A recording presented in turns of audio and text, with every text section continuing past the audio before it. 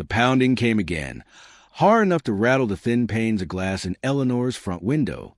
It was not the polite knock of a neighbor, not the quick rap of a delivery boy, and not the gentle tap Mrs. Mathers used when she carried in soup. This was a fist on wood, full of anger and certainty. Eleanor froze beside the small kitchen table, one hand pressed to the curve of her belly as if she could shield the child with her palm. 6 months along, too round to hide, too heavy to run far. The cottage suddenly felt as small as a box.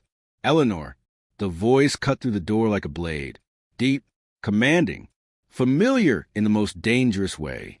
Her throat tightened until she could barely breathe. She had heard that voice in ballrooms and carriage rides, in soft moments that had once felt safe. She had heard it say her name with warmth. Now it sounded like a verdict. She backed away from the window and forced herself to take one careful step toward the door. The floorboards creaked under her boots, and she hated the sound because it proved she was here, that she was real, that she could be found. For 6 months she had lived with the steady fear of this exact moment. She had chosen a cottage at the edge of nowhere, a place where the roads were narrow and the air smelled like pine and smoke. She had kept her curtains drawn. She had paid in cash. She had used a different name when she had to speak to anyone at all. She had done everything right. And still he had come. The pounding stopped. For one heartbeat, the silence was worse. Then his voice returned, closer now, as if he had leaned in until his breath warmed the wood. "Open this door," he said, each word measured, "or I will break it down." Eleanor's fingers curled around the edge of the small sideboard where she kept her teacups. Her mind ran through useless options.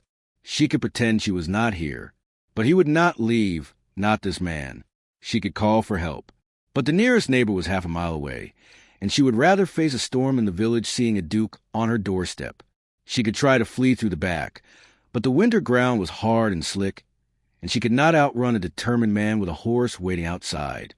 Another sound reached her, boots in the snow, a quick pace, not the careful steps of a stranger, the steps of someone who owned the world and expected it to move for him. She closed her eyes once, just once, and saw his face as she had last known it. Dark hair neatly cut, gray eyes that could soften when he looked at her, a mouth that had once smiled against her skin. The memory should have been comfort. Instead, it made her stomach turn. "Eleanor," his voice lowered. "I know you're in there." She could not stop the small, helpless tremble that ran through her. The baby shifted, as if sensing her fear, and she pressed her hand to her belly again. "It's all right," she whispered without thinking, not sure she spoke to herself or to the child. "It's all right." But it was not all right. It had never been all right after that night, after the morning, after what she had heard and what she had believed. She forced her shoulders back, as if good posture could hold her together. Then she crossed the last few steps to the door. The latch felt cold under her fingers. For a moment she simply stood there, hearing her own pulse. She imagined the world on the other side. His coat dusted with snow, his breath visible in the air, his eyes sharp with questions. She imagined the truth spilling out before she was ready. She imagined herself falling apart. The Duke struck the door once more, a final warning. Eleanor swallowed hard and pulled the latch. The door swung inward, and the cold rushed in as if it had been waiting. Alexander Winterbourne stood on the threshold, tall and broad-shouldered in a dark traveling coat, his hair stirred by the wind. Snow clung to his boots. His jaw looked tight enough to crack stone. Behind him, the gray sky hung low, and a black horse shifted on the path as if impatient. For one long second, he did not speak. His eyes moved over her face, taking in what 6 months had done. Paler skin, hollowed cheeks, the shadows under her eyes. Then his gaze dropped. It fixed on her stomach, on the unmistakable swell beneath her plain dress. The anger on his face flickered, not vanishing, but changing into something like shock, like pain, like disbelief. His mouth opened, then closed again as if he had forgotten how to form words. Eleanor stood very still, her hand still on her belly, her other hand gripping the edge of the door until her fingers ached. "You," he managed at last. His voice sounded rough, scraped raw by travel or worry or both. "You're pregnant." Eleanor said flatly. She hated how weak her own voice sounded. She hated that it shook, even a little. Alexander stared as if the sight offended his sense of order. His world was titles and rules, estates and lines that did not bend. She could see his mind working, trying to solve a problem that had just become impossible to ignore. Then the shock hardened into something sharper. He stepped closer, and Eleanor's body reacted before her pride could stop it. She retreated one step into the cottage, keeping the door open only because she knew it would not save her close it. He followed, stopping just inside, filling the small space with his presence. The cottage that felt like a hiding place now felt like a trap. "Is it mine?" he asked. The question landed hard, not because she did not expect it, but because she did, because it meant he was already counting dates, already reaching for control. His eyes did not leave her stomach. "Tell me, Eleanor, is that child mine?" Eleanor's throat tightened. 100 answers rose inside her, tangled together. Anger, shame, grief, fear. She could have screamed at him. She could have sobbed. She could have begged him to leave. But begging had never saved anyone. And she had learned, painfully, that love could turn into ruin overnight. "You should not be here," she said instead. She hated how calm she sounded, as if she were a stranger speaking. "You found me. Congratulations. Now go." Alexander's eyes snapped to her face. "Go," he repeated, as if the word made no sense. "You vanished. You left no message, no explanation. Do you have any idea what you—" He stopped, and his hands curled into fists at his sides. "When were you going to tell me?" "I wasn't," Eleanor said. The bluntness of it hit him. His expression flared with anger again, but there was something under it too, something wounded. "You weren't," he echoed, quieter. "You were going to carry my child in secret and never tell me I have a son or daughter in the world." Eleanor's hand tightened over her belly as the baby moved again. The motion felt like both comfort and warning. "You don't get to claim anything," she said, forcing each word through her clenched throat. "Not after what I heard. Not after what you said." Alexander's brow furrowed. "What I heard," he repeated, and for the first time he looked truly confused. "Eleanor, what are you talking about?" She let out a short, bitter laugh that held no humor. "Don't." She lifted her chin, building the wall she had relied on for months, brick by brick. If she let herself soften, even for a second, she would fall. And she could not afford to fall. Not now. Not with a child depending on her. "Don't stand there like you don't know. Like you didn't do what you did." Alexander took another step forward. Eleanor did not move this time, though everything inside her screamed to back away. His voice lowered, urgent now, the way it used to sound when he meant the truth. "I have done many things, Eleanor Ashworth, but I did not come here to play games. I came because I have been looking for you for months. Because He stopped, as if the word he wanted was too personal to say aloud. Eleanor felt heat burn behind her eyes, and she despised herself for it. Tears were weakness. Tears were surrender. She would not give him that. "You've been looking for me," she said, tasting the irony. "Why? To finish what you started? To make sure I didn't embarrass you?" His face went still. His eyes sharpened. "Embarrass me?" he said, slow and dangerous. "Is that truly what you think this is about?" She met his gaze with all the cold she could force into her bones. "Isn't it?" For a heartbeat, they simply stared at each other, the air between them thick, with everything unsaid. Outside, the wind pushed against the cottage like a restless hand. The horse stamped once on the path. Somewhere in the distance, a bird cried out, lonely and sharp. Alexander's gaze dropped again, softer now, almost unwilling. He looked at her stomach, as if it pulled at something in him he could not ignore. When he spoke, his voice had changed, still firm, but quieter, stripped of its earlier threat. "Eleanor," he said, "tell me the truth, please." The word please startled her more than his earlier demand. It did not belong on the lips of a duke who could have anything. It did not belong on the lips of the man she had once loved with her whole heart. She felt her own fear shift into something else, rage, perhaps, or grief sharpened into a blade. Because he was here now, demanding answers, as if she owed him anything, as if he had not shattered her life with one careless sentence. Eleanor's fingers loosened on the door, not because she relaxed, but because she decided if he wanted truth, he would have it. Not the gentle kind, not the kind that soothed, the kind that cut. She drew in a slow breath and looked him straight in the eye. "You want the truth, Your Grace?" she said, each word steady. "The truth is you were never supposed to find me." 3 weeks before Alexander appeared at her door, Eleanor had been sitting at the same small kitchen table, her hands trembling as she held the letter that bore his seal. The paper was thick, expensive, pressed with a Winterbourne crest, a stag beneath a crown. Even before she opened it, her heart had begun to race. She had stared at her name written in his hand, Miss Eleanor Ashworth, and felt the ache of everything she had lost. The letter smelled faintly of sandalwood, that same scent that used to cling to his coats, to the pillow where he once rested beside her. When she finally broke the seal, her eyes skimmed the first words, and for a moment the world tilted. "Eleanor," it began, "I hope this reaches you in good health. Winterbourne will host our family Christmas gathering, and I ask, no, beg, you to come. There are matters between us that must be spoken face to face. Please, I will not write again unless you allow me to." The signature, A. Winterbourne, was sharp and final, the handwriting as steady as the man himself. She read it twice, then again, tracing the grooves of ink as if they might reveal some hidden meaning.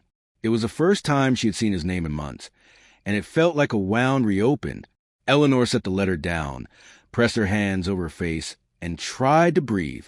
The wind outside rattled the chimney, but inside her little cottage there was only silence and the slow thud of her heart. For days after, she had stared at that letter, unable to throw it away, yet unwilling to answer. Part of her, the foolish part that still dreamed of the man she had once believed him to be, wanted to go. She imagined arriving at Winterbourne Hall, the grand house glowing with candles and evergreen, hearing his voice softened by apology. But then another image would come, colder. Alexander standing in some grand room in London, telling his friends that their night together had been a mistake. She could still hear those words in her head, like church bells tolling. No, she told herself again and again. He had made his choice, and she had made hers. He would never learn of the child growing inside her. So she took up her pen and wrote her reply in a hand as steady as she could manage. "Your Grace, I must decline your invitation. My health prevents travel, and there is nothing further between us that requires discussion. I wish you and your family a pleasant Christmas. Respectfully, E. Ashworth." The words cut her as she wrote them, each one colder than the last. When she sealed the envelope, she imagined she was sealing the last piece of her old life away. She walked to the post and sent it before she could change her mind. 3 weeks later, he was standing in her doorway, that same letter now crushed in his hand, his jaw tight with anger. "This," he said, holding it up, was a lie. The fire in the hearth popped, but neither of them flinched. "You wrote that you were ill. You wrote that there was nothing left to discuss." His voice cracked with disbelief. "And yet here you are, very much alive, and carrying my child." Eleanor's pulse thudded in her ears.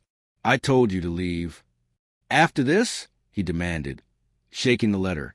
"After you hid from me for half a year?" He stepped forward, and she felt her back press against the wall.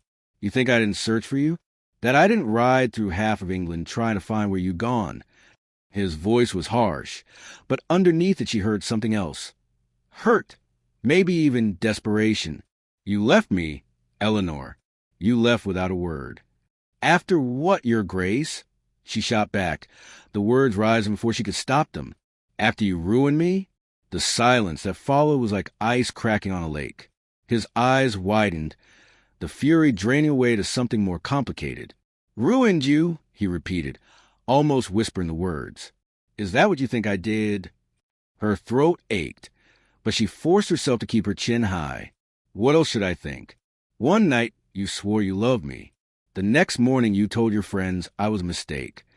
Alexander took a step back, his expression raw and confused. "I never said that." "You did," she insisted, every word trembling. "My maid heard herself. You said it to Lord Pemberton."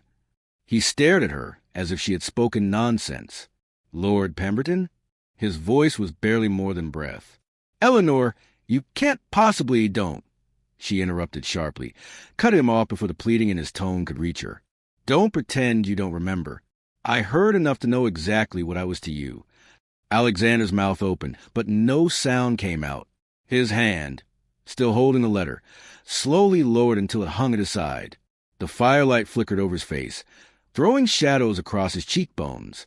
He looked, for the first time since he had arrived, uncertain. Eleanor watched him and felt her own anger curl tighter, a shield against the ache rising in her chest. "You have your answer now," she said. "Take it and go." But he didn't move. His gray eyes stayed fixed on her, searching for something. Perhaps the truth she wasn't ready to give. The air between them thickened, filled with the ghosts of all the things neither of them could say. The silence stretched until she could no longer bear it. "That night," she whispered, the words slipping out before she could stop them. "You remember it, don't you?" His breath caught. "How could I forget?" Her heart twisted. "Then you know what you did to me." His voice came quietly, steady but low. "I know what we did. Together." His gaze softened just slightly, and that was worse than his anger. "And I know that whatever you think you heard, it wasn't the truth." But Eleanor had heard enough lies to last her lifetime. She turned away, unwilling to let him see the tears building in her eyes. Behind her, she heard him exhale, long and heavy, as if the weight of 6 months had just settled on his shoulders. When she finally looked back, his face was unreadable. "Eleanor," he said, his voice quiet but certain, "we are not finished." She said nothing. She only stared at the man she had once loved and wondered, for the first time, if she truly knew him at all. The wind howled outside, snow beginning to fall, and the space between them filled with all the words left unsaid. The memory of that night, the promise, and the heartbreak that followed. 7 months ago, in May, Eleanor's life still fit inside bright rooms and careful rules, and if she had known how quickly it would all fall apart, she might have run even then. But that night she went to the Pemberton Ball in London with hope she did not yet understand was dangerous. The ballroom glittered with chandeliers and gold mirrors, and the air smelled of perfume, wax, and fresh flowers arranged in tall vases along the walls. Everyone important was there, including men with titles and women with sharp smiles, all watching one another as if every glance was a test. Eleanor wore pale blue silk, modest but lovely, and when she stepped into the crowd, she felt the familiar pressure of society's eyes. Yet she also felt something else, because Alexander Winterbourne was already looking for her. He found her near the edge of the floor, as if he had known exactly where she would stand. And the moment their eyes met, her chest tightened the way it always did around him. They had been circling each other for 3 months by then. First at teas, then at dinners, then on long walks with chaperones who pretended not to notice how often Alexander leaned close to speak to her. In those 3 months, he had been careful in public, always respectful, but he had also been steady, consistent, and kind in a way Eleanor had never experienced, and that steadiness had made her believe in him. People whispered, of course. They always did. A duke paying attention to a mere gentleman's daughter was news, and more than one friend had told Eleanor, half excited and half jealous, that a proposal was only a matter of time. Eleanor tried to ignore the talk, but she could not ignore Alexander when he approached her that night, bowed with perfect manners, and asked for the next waltz as if it was his right. Her father watched from across the room, pleased, and her mother smiled too brightly. But Eleanor's focus narrowed until she saw only Alexander and the offered hand she could not refuse. As they stepped onto the floor, the orchestra began, and the waltz wrapped around them like a spell. Alexander's hand settled at her waist, firm but gentle, and when he drew her in, the world seemed to tilt so that the music and his warmth were all that mattered. They moved together with a smoothness that surprised her, and Eleanor could feel the strength of his arm guiding her turns, could feel the steady beat of his life close to her own. "You're smiling," he murmured, so low no one else could hear. "Am I allowed?" She whispered back, trying to tease, trying to pretend she was not shaken by how right it felt. "You're allowed anything," he said, and his voice made her cheeks warm because it sounded like truth, not flirting. Around them, People watched, because a waltz between a duke and an unmarried lady was never only a dance. But Alexander did not seem to care. His gaze stayed on Eleanor, as if she were the only person in the room. When the music ended, he did not release her quickly the way polite men did. He held her a second longer, then let go with obvious effort, as if he was forcing himself to remember where they were. Later, when the crowd shifted and partners changed, Alexander found ways to be near her again, not always with his hands, but with his presence, as if the space between them belonged to him. At one point, he guided her toward the terrace doors, where the air was cooler and the noise faded, and the evening outside was soft and full of spring. Lanterns hung along the garden path, and the hedges were trimmed into neat shapes, but beyond them the night felt wide and private. Eleanor's chaperone had stepped away for a moment to speak to another lady, and Alexander used that single opening like a man who had waited for it all evening. "I need a moment with you," he said, and there was a seriousness in his tone that made Eleanor's breath catch. "Alexander," she warned, but it sounded weak because part of her wanted what he wanted. He stopped near a rose bush, where pale flowers glowed under lantern light, and he looked at her as if he was about to say something that would change everything. His hand lifted, not touching her face, not yet, just hovering as if asking permission without words. "Eleanor," he said, and for once he did not hide behind titles or rules. "I—" A loud burst of laughter nearby cut him off, followed by footsteps on gravel, and Alexander's jaw tightened with frustration. The chaperone returned too quickly, the moment stolen and ruined, and Eleanor felt both relief and disappointment wash through her at the same time. The rest of the evening passed in a blur of polite conversation and forced smiles, but Eleanor kept replaying the way Alexander had looked at her in the garden, like a man standing at the edge of a cliff. When the ball ended and she returned home, she should have gone straight to bed, yet she sat by her window, still in her dress, listening to the distant sound of carriages and telling herself that whatever Alexander had meant to say would come later, in daylight, in proper form. The clock had nearly struck midnight when she heard a knock downstairs, quiet but urgent, and her maid, wide-eyed, came rushing in. "Miss Eleanor," the girl whispered, scandalized and thrilled all at once. "It's the Duke of Winterbourne." Eleanor's heart dropped into her stomach. A duke calling at that hour was improper, dangerous, the kind of thing that could ruin a lady even if she never opened the door, and Eleanor should have refused at once. But something in her moved ahead of good sense. She went down in her robe, hair loose, hands cold, and when she saw Alexander standing in the dim entryway, his coat unbuttoned, his eyes bright with need, she understood he had been unable to leave without saying what he had tried to say in the garden. "I'm sorry," he said immediately, as if he knew how wrong it was to be there. "I know the hour. I know the risk. But I couldn't wait." Eleanor's voice came out thin. "You should go." "I will," he said, but he didn't move. "Not until you hear me." The house was quiet. Her parents slept upstairs, trusting the world to be safe, trusting propriety to protect their daughter. Eleanor should have sent him away.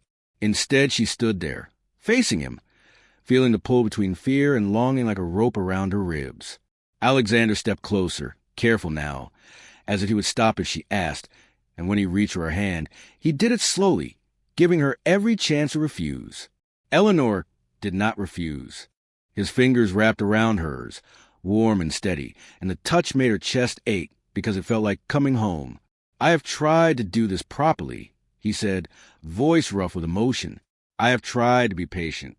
But I care for you, Eleanor, more than I can explain, more than is safe." Eleanor swallowed hard. "Caring is not enough," she managed, because she had been taught that love was a pretty word, but marriage was reality. Alexander's gaze held hers. "Then let me make it enough." He lifted her hand and pressed his lips to her knuckles, a simple gesture that somehow felt more intimate than any public dance. Eleanor's breath caught, and the next moment unfolded not like a scandal but like a choice, step by step, both of them drawn forward by trust and feeling they could no longer deny. They spoke in low voices, moving away from the door, away from the world, into the quiet parlor where the fire had burned down to embers, and there, with the night holding them, their restraint finally broke. It was not careless. It was not cruel. It was tender, full of whispered names and trembling hands, as if they were both afraid the spell would shatter if they moved too quickly. When it was over, Eleanor lay against him, stunned by how peaceful she felt, and Alexander's arm tightened around her as if he meant to keep her safe from everything. For a long time, neither of them spoke, and then, as the first gray hint of dawn touched the windows, Alexander shifted, kissing her hair as if he were memorizing her. "Tomorrow," he said softly, but the word meant more than a day. It meant a future. Eleanor looked up at him, fear trying to return, but his eyes were steady. "Tomorrow I will speak to your father," he promised. "I will do it properly. I will ask for you.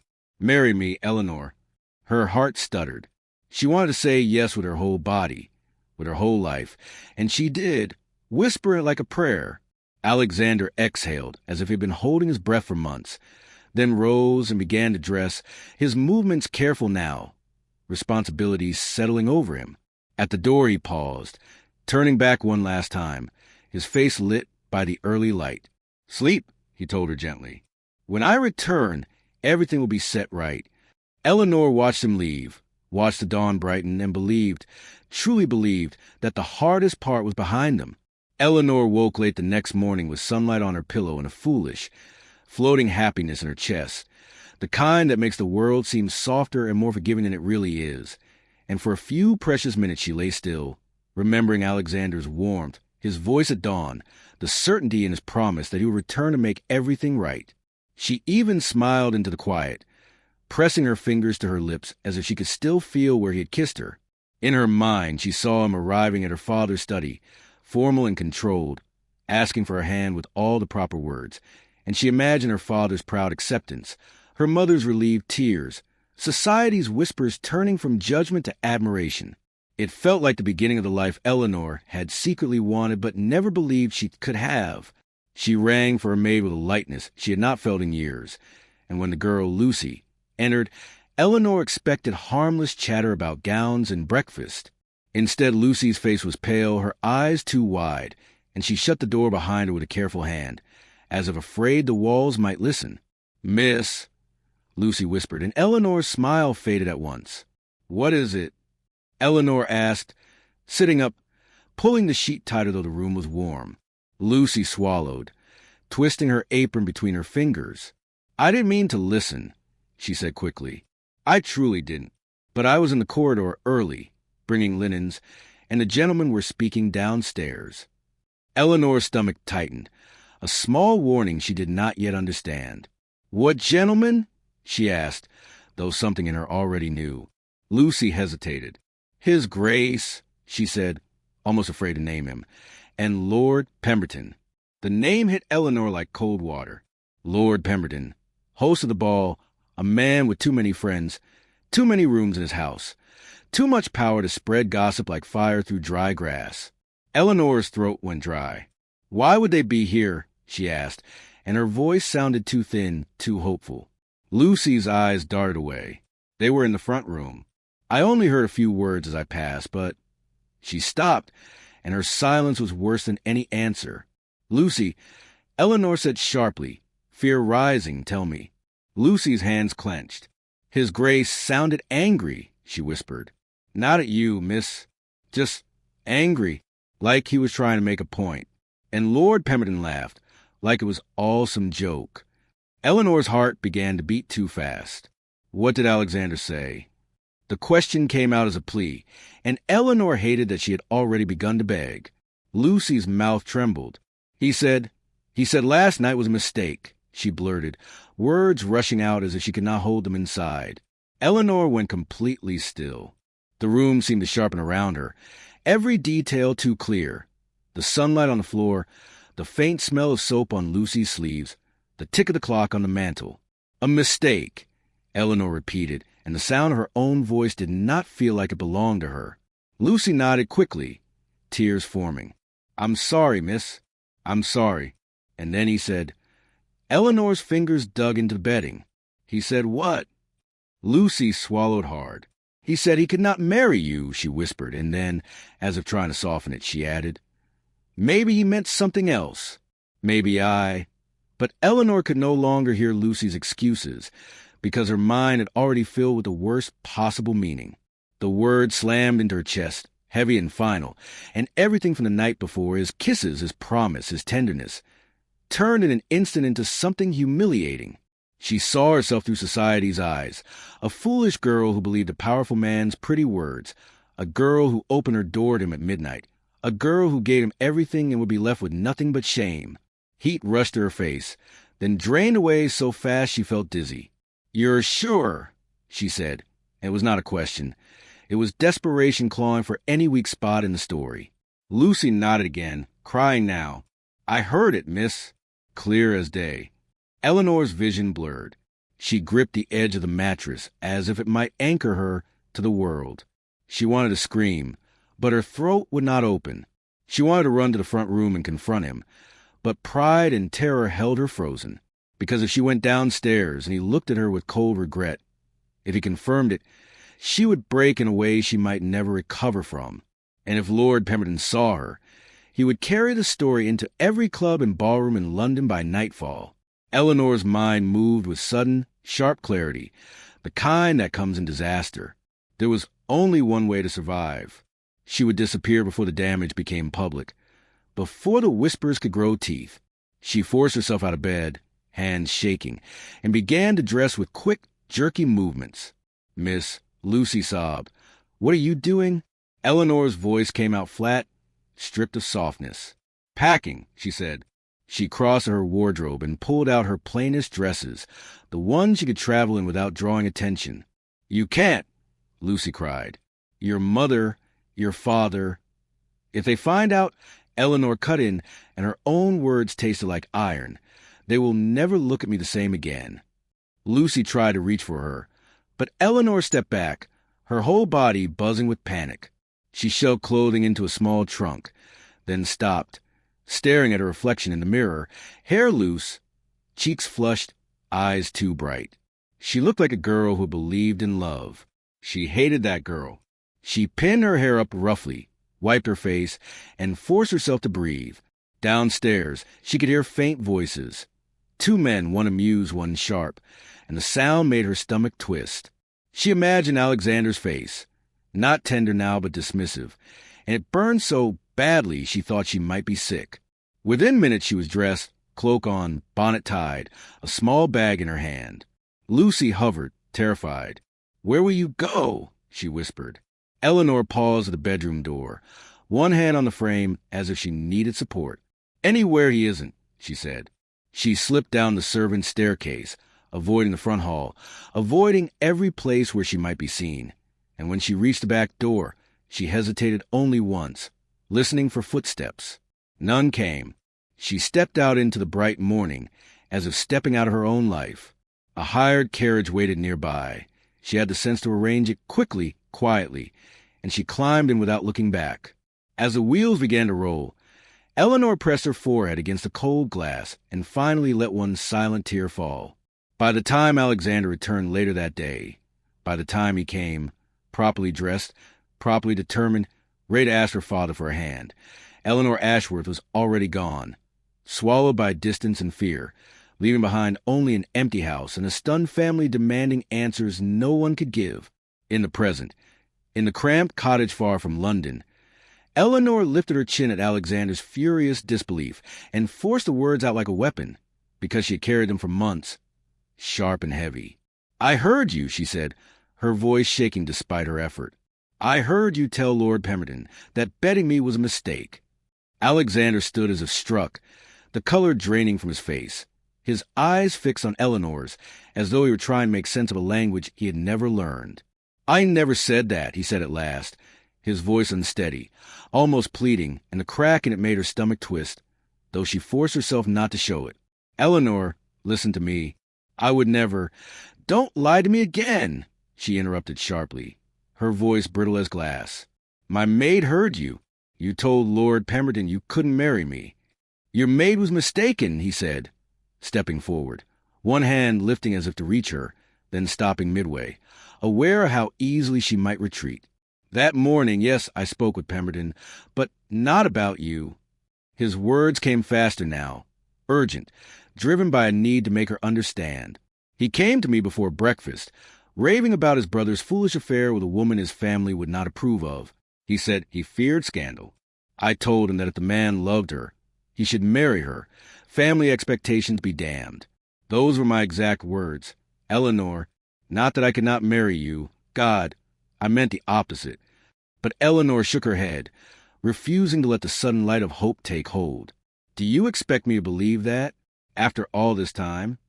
He exhaled sharply, frustration edging his tone. Yes, because it's the truth. I left your house that morning to find your father, to do exactly as I promised. When I returned, you were gone. Your parents said you had left for Bath. Your maid vanished the same day. No one could tell me where you'd gone or why. I searched, Eleanor, for months. Do you think I simply let you go? His voice broke again, rough with exhaustion and fury tangled together. I hired investigators. I wrote to every acquaintance you ever mentioned. I rode across counties on rumors, so thin they barely held air. I found your old governess, your father's business partner, anyone who might have known something. You had vanished as if the earth had swallowed you. His eyes burned now, silver in the firelight, the anger of a man who had suffered too long. Eleanor could only stare at him, her pulse racing, her carefully built defenses cracking beneath the weight of his words. You're saying it was all a misunderstanding, she said slowly, disbelief softening but not gone. You're saying I ran for nothing. Alexander's jaw tightened, but his gaze softened, grief flickering beneath his anger. You ran because you believed I betrayed you. I can't blame you for that, but it wasn't the truth. He moved closer, close enough that she could see the strain around his eyes, the months of sleeplessness written on his face. Eleanor, I loved you. I still do. The night you left, I lost more than I can explain. I came back to propose, and you were gone. The room fell silent, except for the wind outside and the faint hiss of the fire. Eleanor's heart beat so hard she could feel it against her ribs. Her body wanted to believe him, wanted it so badly that it frightened her, but her mind clung to caution. Too much had been lost already. If that's true, she whispered, why now? Why come all this way? Because, Alexander said, stepping closer, his voice low but certain, I finally found you.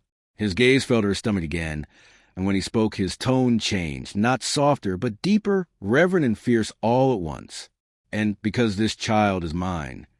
It was not a question, and something in Eleanor's breath caught at conviction in his words. She wanted to deny it, to tell him he had no claim, but she could not lie, not about that. Yes, she said quietly, the child is yours. But that doesn't mean you have a right to me. It means I have a duty to both of you, he answered, his voice trembling with a mixture of love and frustration. And it means I will not leave you here alone. He took another step forward until they were inches apart, his presence filling the small cottage with a warmth that frightened her more than his anger. You don't have to forgive me tonight, he said, his tone softening. You don't even have to believe me yet. But you're coming back to Winterbourne with me. Tonight. Eleanor froze, her mouth parting in disbelief. What? You'll have your own rooms, your own doctor. You'll be cared for properly. I won't allow you to give birth out here in the cold, alone. You won't allow, she repeated, her voice shaking between fury and fear. You have no right to order me. You're carrying my child, he said simply, though his voice had gentled. And whether you hate me or not, I will make sure you're safe. His words struck her like a wave, and she turned away, staring into the flickering fire because it was easier than looking at him. For 6 months she had lived by the belief that he had betrayed her, and every choice she'd made, every lonely night, every tear, every moment of fear, had been built on that foundation. If he spoke truth, then her suffering had been for nothing, and that thought was almost unbearable. You can't just take me, she whispered. I can't go back there. You can, he said softly, moving to stand beside her, not touching, just close enough that she could feel his warmth. And you will. You'll have 1 week at Winterbourne. Stay for Christmas, nothing more. After that, if you still wish to leave, I'll take you wherever you want to go. But at least let me give you shelter. Eleanor said nothing for a long moment. The firelight flickered across his face, making him look both older and somehow more human than she remembered. She wanted to say no, to stay angry, Stay strong.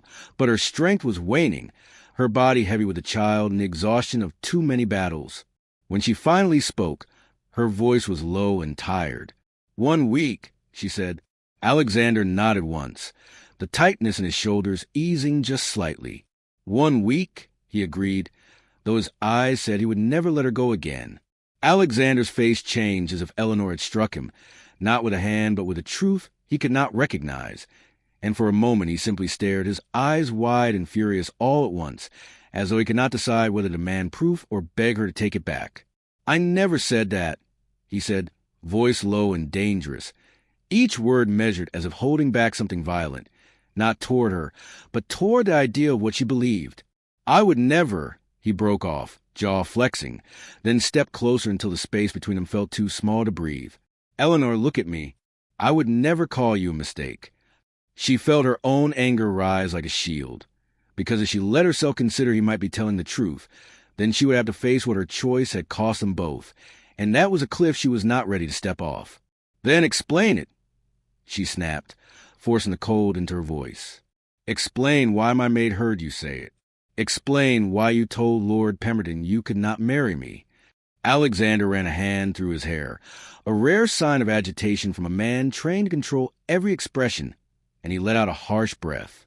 "Lord Pemberton," he repeated, as if the name finally clicked into place, and then his gaze sharpened with sudden understanding. "It was not about you," he said, and Eleanor's stomach twisted, because those words could still mean cruelty, could still mean she mattered so little he barely remembered. But Alexander pushed on, urgent now, as if racing to pull her back from a ledge. "That morning," he said, "Pemberton cornered me in his front room. My younger brother had written me a foolish letter about a girl he'd gotten himself entangled with, a situation he'd made worse by being careless. Pemberton was laughing about it, saying my brother should enjoy himself and walk away." Alexander's eyes burned. "And I told him no. I told him if you love her, you marry her, and you stop worrying about family expectations." Eleanor blinked, thrown by the words, because they did not match the sentence that had haunted her for months. "That's not what I heard," she whispered, but her voice was weaker now, the wall cracking despite her efforts. Alexander's hand lifted as if he wanted to touch her, but he stopped himself as though afraid she would recoil. "Because you heard only part," he said, and there was real pain in his face now, raw and unguarded. "I remember exactly what I said, Eleanor, because I meant every word. Pemberton made some filthy joke about a night of pleasure and no need for vows, and I told him he was a fool. I told him a woman is not a thing you use and discard." His voice tightened. "I said if you love her, you marry her. Family expectations be damned." Eleanor felt the cottage sway, not physically but inside her, like her certainty had been yanked out from under her feet. "No," she said automatically, because no was easier than yes, easier than admitting she might have destroyed her own life by believing the wrong thing. Alexander stepped back half a pace, as if giving her air, but his eyes never left hers. "I left that house to see your father," he said, and his voice softened on the memory, something warm cutting through the anger. "I left thinking you were upstairs, safe, that you were waiting for me the way I was waiting for you. I rehearsed my words in the carriage like an idiot. I planned to do everything properly, because you deserve that."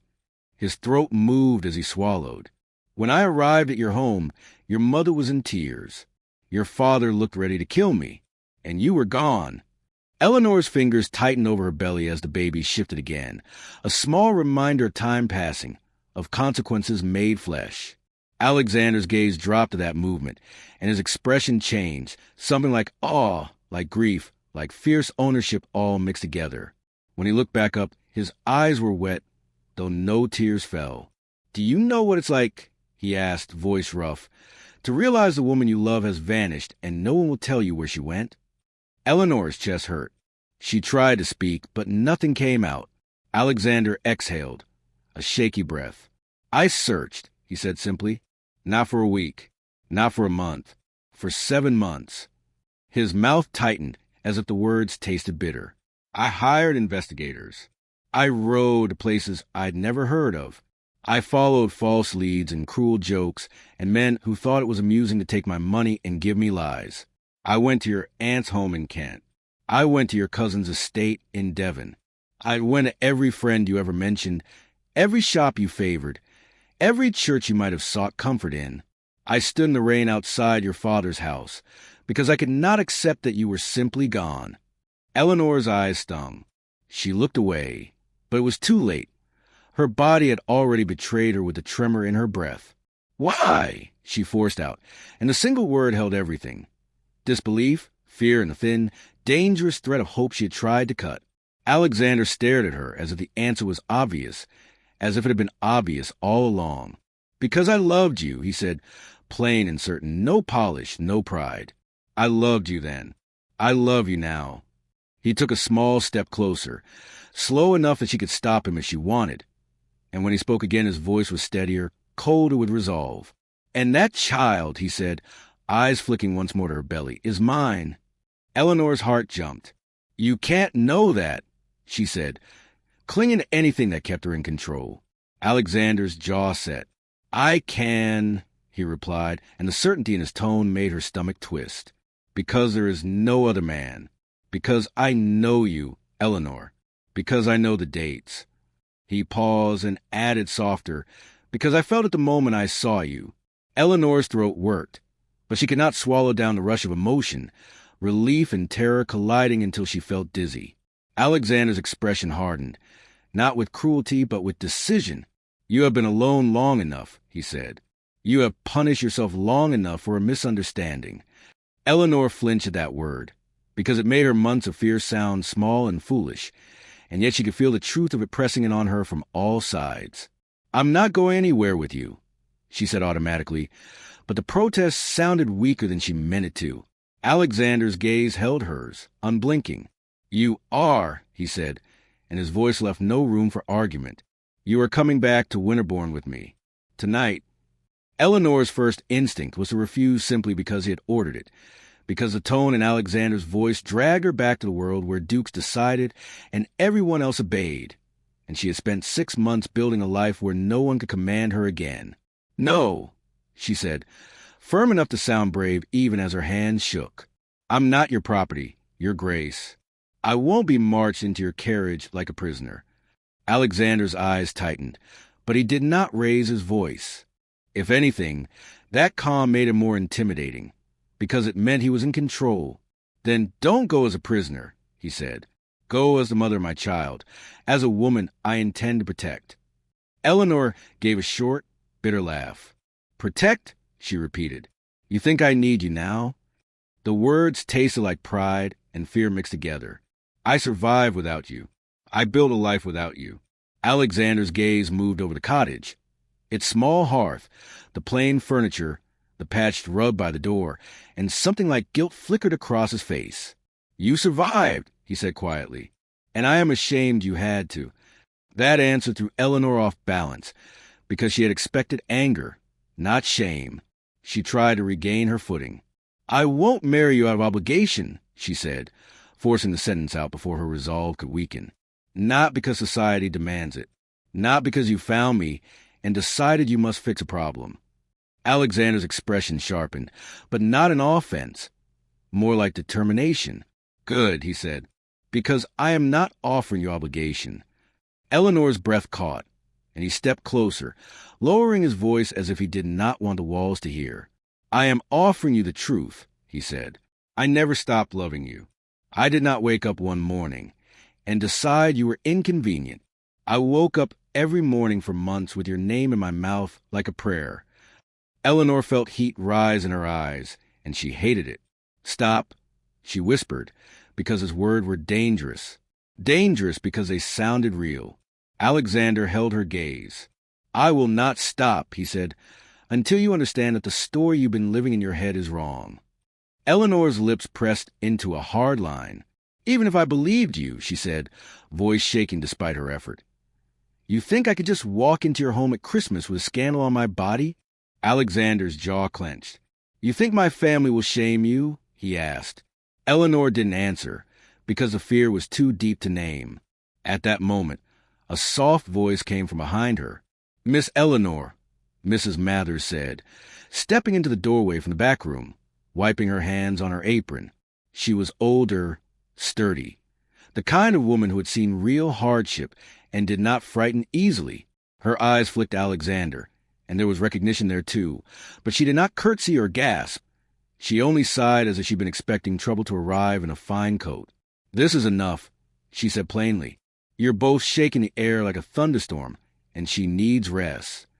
Alexander's gaze softened slightly.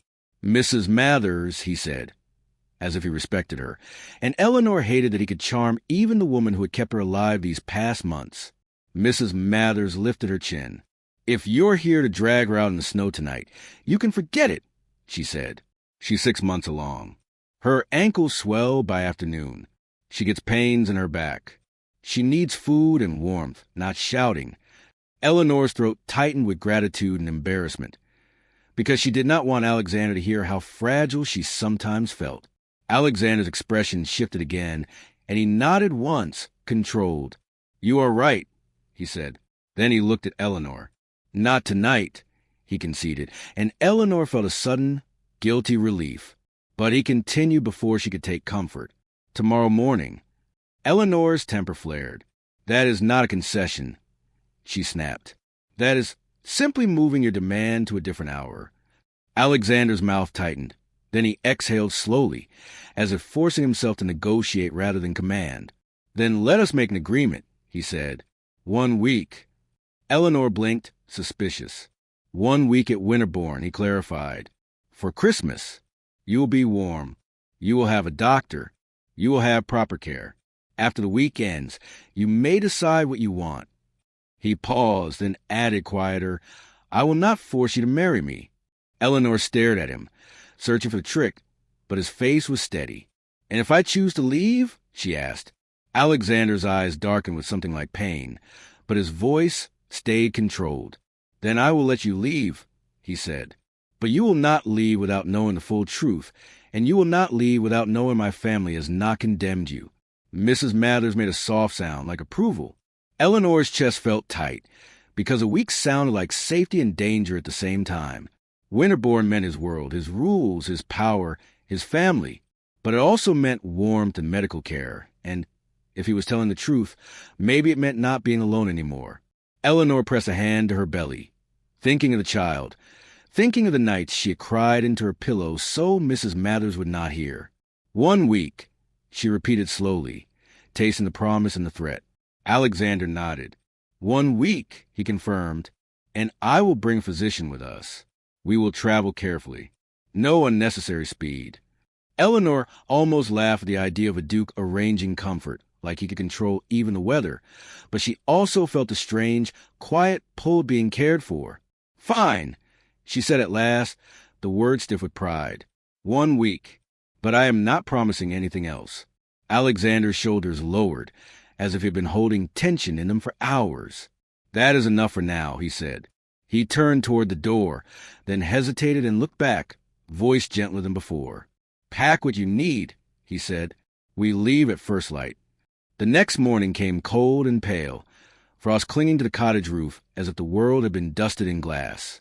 A carriage waited on the path, larger than any Eleanor had ever traveled in, lined with blankets, with a footman and a driver dressed in Winterbourne colors.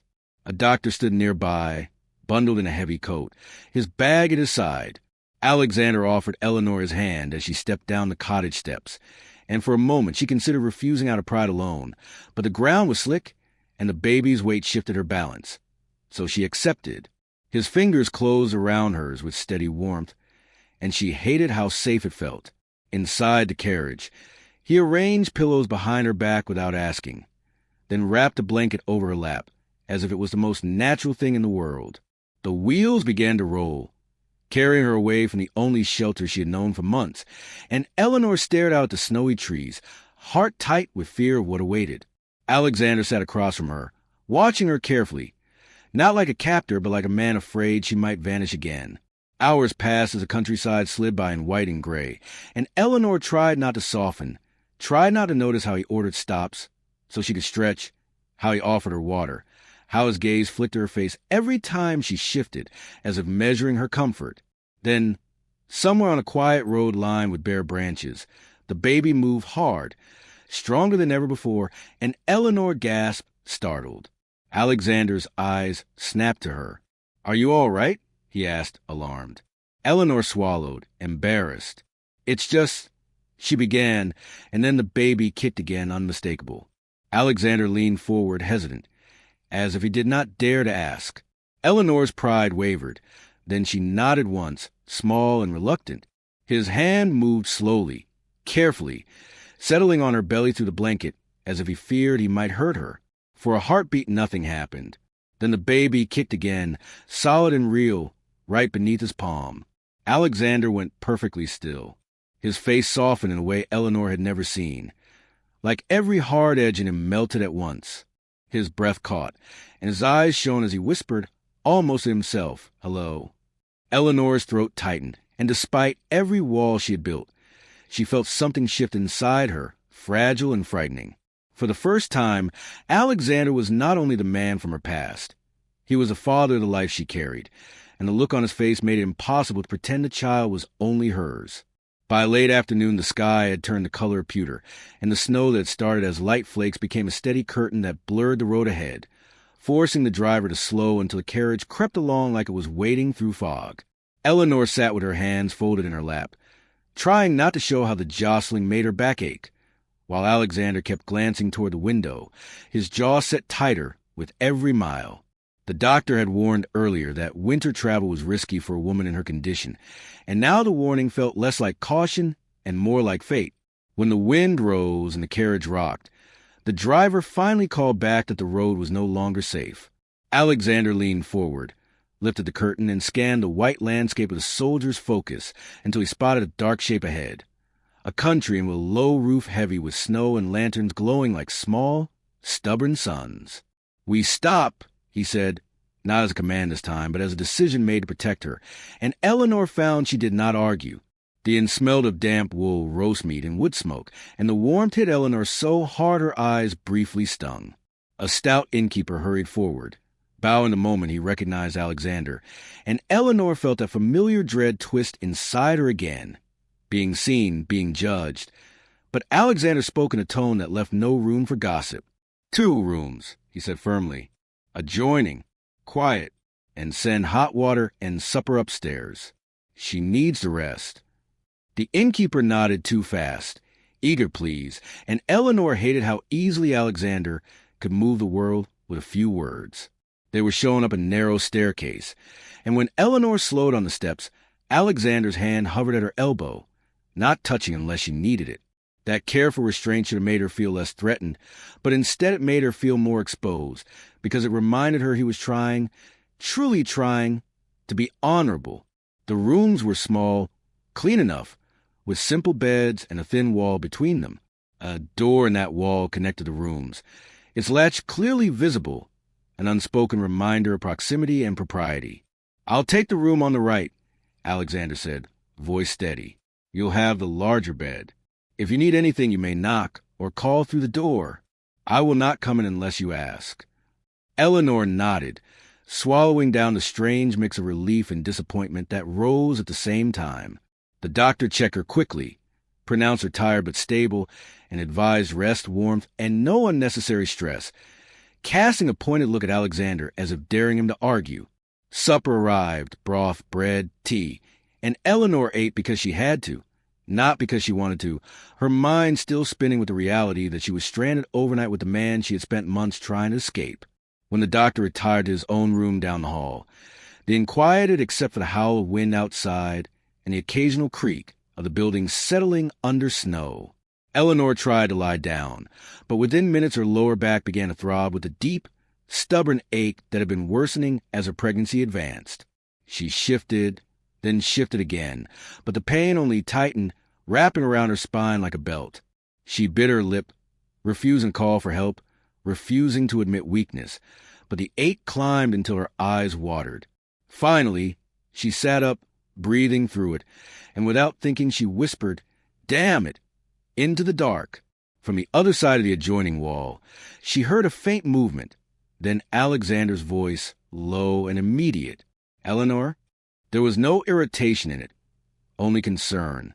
She hesitated, pride fighting pain, then forced out, "It's nothing." Silence, then the soft sound of footsteps approaching the adjoining door, stopping as if he would not cross the line. "Your breathing says it isn't nothing," he replied. "May I come in?" The question, "may I," undid something in her, because it was the opposite of how he had arrived at her cottage door. He waited. He truly waited. Eleanor stared at the dim outline of the door. Her hand pressed to her belly, and finally, in a voice that sounded like surrender, she said, "Yes." The latch clicked, and Alexander opened the door slowly, as if afraid to startle her. He had removed his coat and cravat. His sleeves rolled slightly, his hair messier than she had ever seen in a ballroom, and for a moment he looked less like a duke and more like a man who had been traveling too hard and sleeping too little. His gaze went straight to her face, taking in the strain she could not hide. "Where does it hurt?" he asked quietly. Eleanor's cheeks warmed with embarrassment. "My back," she admitted. "It's been worse lately." Alexander nodded once, then approached the bed, stopping close enough to help, but not so close she felt trapped. "Turn on your side," he said gently. "Let me support you with pillows." Eleanor obeyed because she could not bear the ache anymore, and when he tucked a pillow behind her and another between her knees, the relief was immediate but not complete. Alexander's hand hovered again. "May I?" he asked, and this time Eleanor knew exactly what he meant. The idea of his hands on her should frighten her, yet the pain made honesty easier. "Yes," she whispered again. Alexander sat on the edge of the bed, careful to keep his weight away from her belly, and placed his hands on her lower back through the fabric of her nightdress. His touch was warm, steady, and the pressure was just right, not demanding, not possessive, simply helpful. He began to massage in slow circles, and Eleanor's breath shuddered out of her in a way that was half relief and half emotion she did not want to name. For several minutes neither of them spoke. The fire in the small grate crackled. Wind battered the shutters. In the quiet, Alexander's gentleness felt louder than any argument. Finally he spoke, voice soft, almost broken. "Why didn't you write to me?" Eleanor's eyes stung. "I did," she said bitterly. "I wrote a refusal." Alexander's hands paused, then continued, slower now. "Not that," he murmured. "Not a formal lie. I mean, why didn't you write the truth?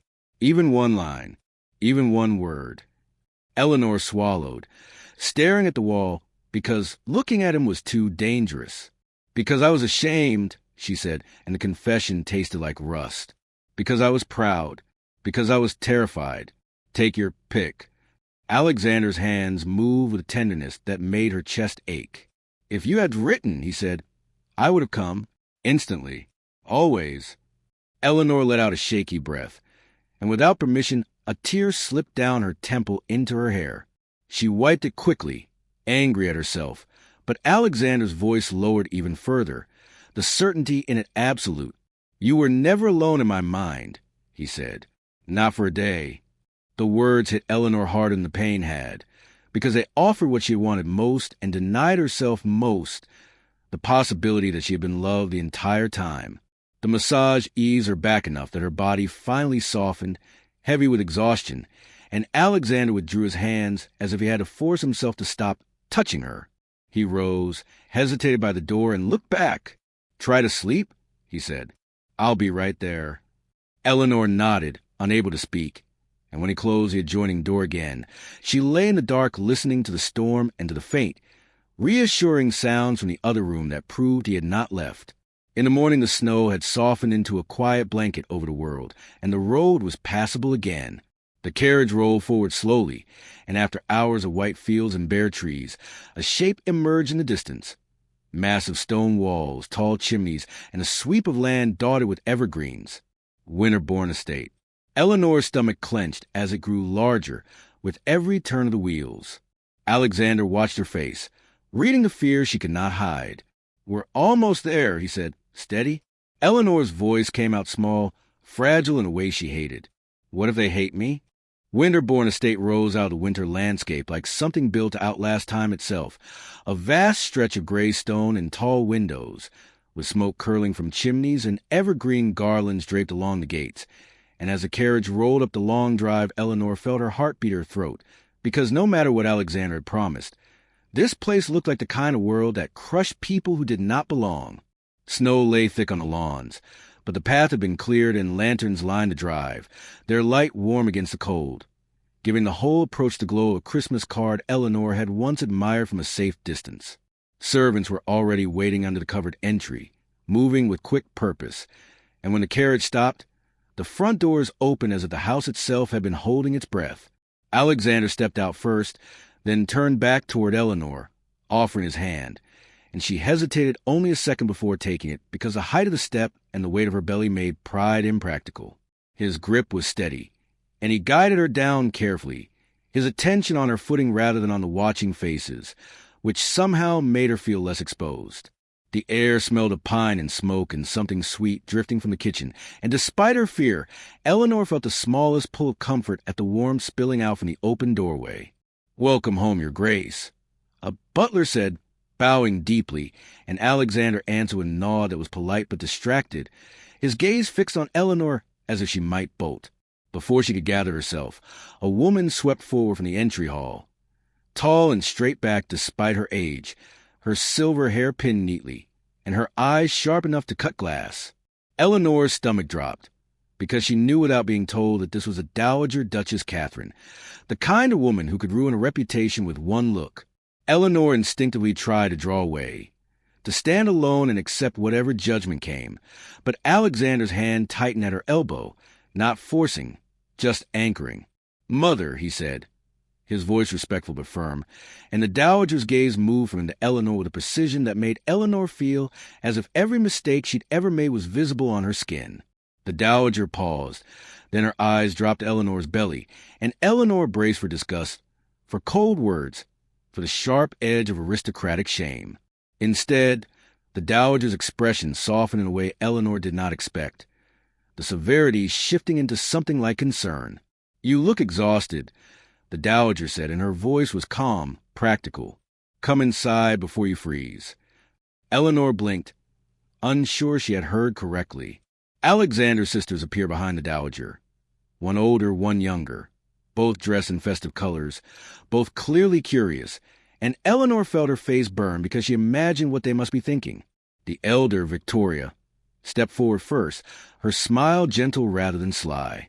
"You must be Eleanor," she said, as if Eleanor were a guest invited weeks ago, not a scandal carried in on snow-covered boots. The younger, Charlotte, peered at Eleanor with open interest, then smiled brightly. "I'm Charlotte," she said. "We've heard about you." Alexander has been unbearable for months. Victoria shot her a look. "Charlotte," she warned, but there was humor in it. Alexander's mouth tightened, embarrassed. Yet Eleanor caught the way his eyes softened at his sister's teasing, and something in her chest loosened by a fraction. The dowager gestured toward the hall. "Mrs. Harrow," she called, and a housekeeper hurried over. "See that Miss Ashworth is taken to warm rooms, and send for Dr. Langford immediately.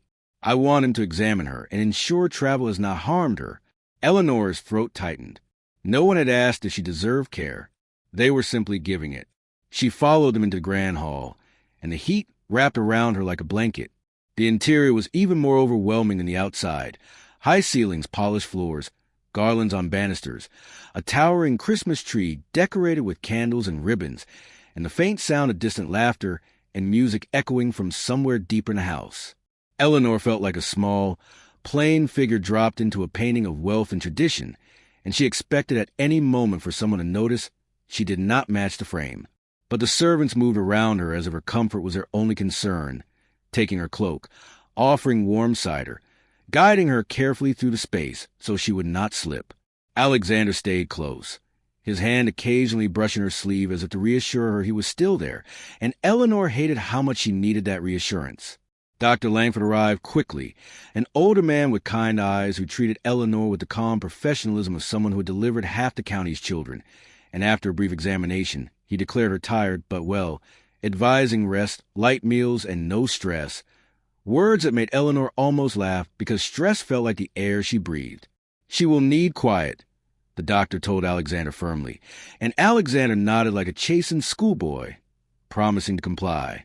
The dowager turned to Eleanor then, and Eleanor straightened, preparing for the moment the warmth would end and the questions would begin.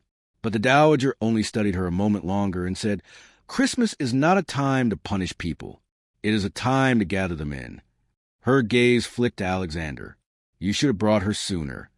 Alexander's jaw tightened with guilt. "I didn't know where she was," he said quietly. Eleanor's breath caught. The dowager's expression softened again, and she spoke as if stating a simple fact. "Well, she is here now." Victoria linked her arm through Eleanor's as if they were already friends. "We'll show you the house," she offered. "Or at least the parts you need to know. The rest can wait." Charlotte grinned. "And the kitchens are doing wonders. There are ginger cakes and hot chocolate. You can't be miserable with hot chocolate in your hands." Eleanor almost smiled, the reflex surprising her, and she looked at Alexander as if to ask if this was real. His eyes held hers, steady and quietly relieved. "Come," he said softly. He led her up a wide staircase to a wing that felt quieter, away from the main bustle. At the end of the corridor, he opened a door to a set of chambers that were warm and elegant without being harsh. Soft carpets, a fire already burning, curtains drawn against the cold, and a bed that looked like it could swallow her whole. "These were my grandmother's rooms," Alexander said, voice low with respect. "No one uses them now. I thought you might feel safer here." Eleanor stepped inside slowly, taking the care behind the choice, the way he considered her comfort rather than his convenience. On a small table near the window sat a wrapped parcel and a fresh vase of winter berries. Alexander crossed the parcel and handed it to her. "A gift," he said, and he looked almost uncertain, as if he feared she might reject even kindness. Eleanor unwrapped it carefully and found a simple leather-bound journal, plain but fine, with blank pages and a ribbon marker. "For your thoughts," Alexander said quietly. "For your fears, if you want. For anything you cannot say out loud." Eleanor's fingers tightened around the journal, and something in her chest ached because no one had given her permission to have thoughts lately. Only survival. She looked up, and Alexander's gaze flicked briefly to her belly, then back to her face. "You are not alone here," he said. Eleanor could not answer. Her throat felt too tight. Alexander hesitated, then took a step back toward the door. "Rest," he said, as if it was an order he had finally learned to make gently. "I'll be nearby." When he left, the room fell quiet except for the crack of the fire, and Eleanor stood by the window looking out at the snow-covered grounds where tiny figures moved with purposeful cheer, hanging reeds and carrying baskets, preparing for a family holiday that seemed untouched by scandal. She pressed a hand to her belly, feeling the baby shift, and for the first time in months the tight knot of dread in her chest loosened enough for a different thought to slip through, soft and terrifying in its hope. Could this really be ours? Dinner that evening was everything Eleanor had feared and nothing like it at the same time, because the table was long and polished and surrounded by people who belonged here, yet the mood was not cold or cruel. It was warm, busy, filled with the ordinary chatter family, as if a pregnant stranger had not arrived at their door hours earlier. Eleanor sat beside Alexander with a napkin folded in her lap, her posture stiff, her stomach tight with nerves, and she kept waiting for the sharp question, the pointed pause, the moment someone would glance at her belly, and then away with judgment. But it never came. The Dowager Duchess spoke of village preparations for Christmas, of which families had lost husbands at sea years ago and would need extra coal this winter, and Eleanor found herself startled by the practical kindness of it. Victoria described the children's party they hosted every year, smiling as she explained how Alexander always pretended to hate dressing as St. Nicholas, but never failed to do it, and Charlotte laughed and swore she would blackmail him into wearing the beard again. Alexander tried to look offended, but Eleanor saw the softness in his eyes when he looked at his sisters, and she realized he was not just a title or a man with power. He was part of a living, affectionate household. When Eleanor spoke, it was careful, brief answers that revealed nothing, and she hated how guarded she sounded, yet no one pushed her to do more. Plates of roast and vegetables were passed, warm bread offered, and a maid refilled Eleanor's water without drawing attention, as if her comfort was expected. Still, Eleanor's body stayed tense, her mind scanning for danger, because she had learned the hard way that warmth could turn in an instant. After dessert, the men withdrew briefly. Alexander to speak with the steward, the dowager to consult the housekeeper, leaving Eleanor with Victoria and Charlotte in the drawing room by the fire. Eleanor tried to refuse the invitation to sit, claiming she should rest, but Victoria's hand touched her arm with gentle insistence. "Please," Victoria said, and her tone held no curiosity, only kindness. "You've traveled in awful weather. Sit a moment." Eleanor settled onto a settee, her hands twisting together, while Charlotte poured tea and tried not to look too excited, failing completely. "I'm dying to ask 100 questions," Charlotte admitted, then waved a hand quickly. "But Victoria says I must not interrogate you like a criminal." Victoria shot her a look, then softened it into a smile for Eleanor. "We won't pry," Victoria said. "If you want to tell us anything, you may. If you don't, that is also fine." Eleanor stared into her teacup, unsure how to respond to permission she had not expected. Charlotte leaned forward, resting her chin on her hand. "Alexander is not easy to love," she said bluntly, and then grinned as if daring the world to scold her. "He's stubborn and proud and thinks he can carry every burden alone." Victoria sighed. "Charlotte—" "It's true," Charlotte insisted. Then her expression softened, and she looked at Eleanor with a sincerity that made Eleanor's throat tighten. "But he has been miserable," Charlotte said quietly, "for months. He pretended he wasn't, because that's what he does." But he stopped laughing. He stopped sleeping. He rode out for days and came back looking like a ghost. When Mother asked why, he would only say, "I have work to do." Victoria nodded, her gaze steady on Eleanor. "We all knew it was you," she said simply. Eleanor's chest tightened, guilt pushing against her ribs. "I didn't mean," she began, but her voice faltered. Victoria shook her head. "I'm not blaming you," she said. "I'm telling you because you should understand that you matter here. Not because of your position, not because of what people might say, but because Alexander loves you." The word love landed like a weight and a gift at the same time. Eleanor's eyes stung, and she blinked hard, trying to keep control. "People don't always mean what they say," she managed, bitterness returning as a shield. Charlotte's expression turned serious. "In our family," she said, "we care about love, not scandal." Victoria gave a small, knowing smile. "It may surprise you," she added gently, "but Mother has her own history. She did not marry my father because it was easy. She married him because she refused to live a life without him." Eleanor looked up sharply. The Dowager Duchess did not seem like a woman who had ever refused anything. Victoria shrugged lightly. "Someday she may tell you herself," she said. "Or she may not. But you should not mistake her sharpness for cruelty. She protects what she loves." Eleanor's throat tightened again, and she realized she was shaking. Before she could speak, Charlotte stood and announced, "Enough heavy talk. Eleanor needs sleep, and I need cake." Victoria laughed softly and rose as well, and together they escorted Eleanor toward the stairs with a kindness that made Eleanor feel both comforted and ashamed, because she had expected enemies and found allies. In her chambers, Eleanor changed into a nightdress and tried to rest, but sleep would not come. The house was quiet, yet her mind was loud, filled with memories and new fears, and the journal Alexander had given her sat on the bedside table, like an invitation she did not know how to accept. After an hour of staring at the ceiling, Eleanor rose, wrapped herself in a shawl, and slipped out into the corridor, moving carefully so she would not wake anyone. She followed the faint glow of lamplight down the hall, drawn by a sound she could not name, until she reached the library. The door was partly open, and inside, the fire was low but steady. Alexander sat alone in a high-backed chair, one elbow on his knee, his hand pressed to his forehead, as if his thoughts were too heavy to hold. He looked up the moment she entered, as if he had been waiting without admitting it.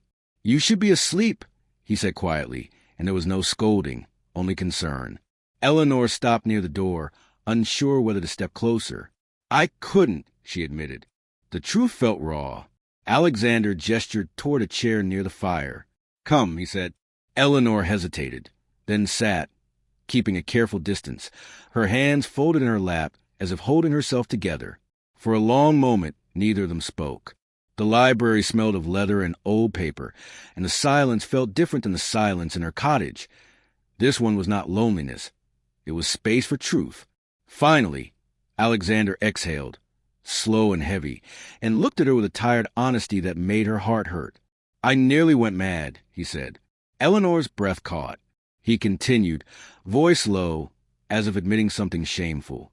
"Not in a dramatic way. In a quiet way. The kind where you wake up each day and you cannot understand how the world keeps moving when the one person you need is missing." Eleanor's eyes stung. "Alexander," she began, but he shook his head. "Let me say it," he insisted gently, "because I've carried it too long." He leaned forward, elbows on his knees, gaze fixed on flames. "I blame myself," he said. "I replayed every moment. I wondered what I had done wrong, what I had failed to see. I imagined you hurt. I imagined you dead. I imagined you laughing at me for believing I had ever mattered." His voice tightened. "And when I realized you might have left because of something you thought you heard, the rage I felt," he looked up then, and his eyes were bright. "Not at you," he said quickly, as if he feared she would misunderstand again. "At the cruelty of it. At the waste. At the fact that one half-heard sentence could steal 7 months of our lives."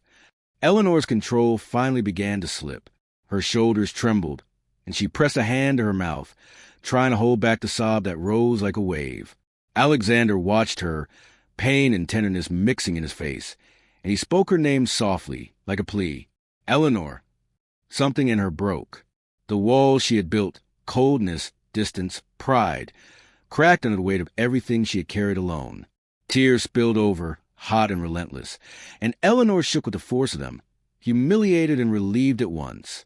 "I was so alone," she whispered, voice breaking. She stared at the fire because she could not bear to see his reaction. "I was so afraid. Every day I thought someone would find me. Every night I thought I deserved it. Some days," she swallowed hard, the words bitter and dark, "some days I wanted to die." The sentence hung in the air like smoke. Alexander went still, then rose in a single movement, crossing the space between them with quiet urgency. He knelt beside her chair, not touching her at first, his face level with hers, his voice rough with emotion. "Eleanor," he said, and the pain in that single word made her flinch. "You should never have been that alone." Eleanor shook her head, tears falling faster. "I thought you'd ruin me," she choked out. "I thought you hated me. I thought I was carrying your child, and you'd be grateful to never know." Alexander's expression twisted, grief and anger and love fighting in him. And then he reached for her hands carefully, as if asking permission even now. She did not pull away. His fingers wrapped around hers, warm and steady, and he held them like something precious. "Stay," he said, voice low and fierce. "Not for a week. Forever." Eleanor looked at him through tears, stunned. Alexander's gaze did not waver. "Marry me, Eleanor," he said, the word simple and absolute, like a vow already made. The next day unfolded with a softness Eleanor had not expected to survive inside her, because after the breakdown in the library, the world did not punish her for honesty. Instead, it seemed to open its arms, and Winterbourne moved around her like a home that had been waiting. In the morning, Victoria insisted Eleanor join them in the sitting room, while servants brought in ribbons and greenery, and Charlotte dragged a small stool beside the Christmas tree, so Eleanor could supervise without bending too much, a rule delivered in a joking tone that still carried real concern. Eleanor watched as Alexander entered briefly to speak with the steward, then stopped to lift a garland that had fallen, his hands sure and patient, and she saw how the staff smiled at him. Not the forced smile given powerful men, but the kind that comes from respect. Later, he took them to the village for the annual children's party, and Eleanor tried to refuse at first, afraid of stares, but the Dowager Duchess waved away her worry with a calm, practical tone. "We will go," she said. "We host this every year. No one will dare be rude under my roof." In the village hall, evergreen boughs hung from the beams, and children in patched coats ran between tables, cheeks red from excitement and cold. Alexander knelt to speak to a little boy missing a front tooth, then lifted a crying toddler with the ease of someone who did not consider kindness beneath him, and Eleanor found herself frozen for a moment by the sight, because this was the same man who had once waltzed with her under chandeliers. Yet here he was laughing softly at a child's joke as if it mattered more than titles. When the children sang carols, Alexander joined in quietly, not very well, and Charlotte laughed so hard she nearly spilled cider. And for the first time in months, Eleanor laughed too, small and surprised, as if the sound belonged to someone else. On the drive back, Eleanor sat wrapped in blankets, staring out at snow-dusted hedges, and Alexander sat across from her with an expression that held both patience and determination, as if he had decided to give her joy the way he might give a gift, steadily, without asking if she felt worthy. Christmas Eve came with clear skies and a sharp cold that made the world glitter, and Eleanor spent the day moving carefully through small moments that felt almost normal. Hot tea by the fire, Victoria reading aloud, Charlotte insisting Eleanor taste every dessert for the baby, the Dowager Duchess reviewing Alyssa households that would receive food baskets, and Alexander appearing and disappearing as duties pulled him, yet always returning as if he could not stay away for long. That afternoon, as dusk began to fall, Alexander approached Eleanor in the corridor outside the library, his face composed but his eyes tense with feelings she could not name. "Will you walk with me?" he asked quietly. Eleanor's stomach tightened, because the words sounded like a threshold. "It's cold," she said, half protest, half fear. Alexander's mouth softened. "I'll keep you warm," he replied, then added, as if making it safe. "Not far, just to the chapel." The private chapel sat a short distance from the main house, tucked behind tall evergreens, its stone walls wrapped in ivy and snow. Lanterns lit the path, and Alexander insisted on a thick cloak over Eleanor's shoulders, fastening it himself with careful fingers. When they stepped outside, the air bit at Eleanor's cheeks, but the sky was clear, stars sharp above the dark trees. Alexander offered his arm, and after a moment Eleanor took it, her gloved hand resting on his sleeve. They walked slowly, her steps careful on the packed snow, and the silence between them felt different now. Less hostile, more charged, like the pause before truth. Inside the chapel, the air was colder than the house, but still, and candlelight glowed against carved wood. Eleanor paused at the threshold, moved by the quiet beauty of it, and Alexander watched her as if he wanted to memorize her in that light.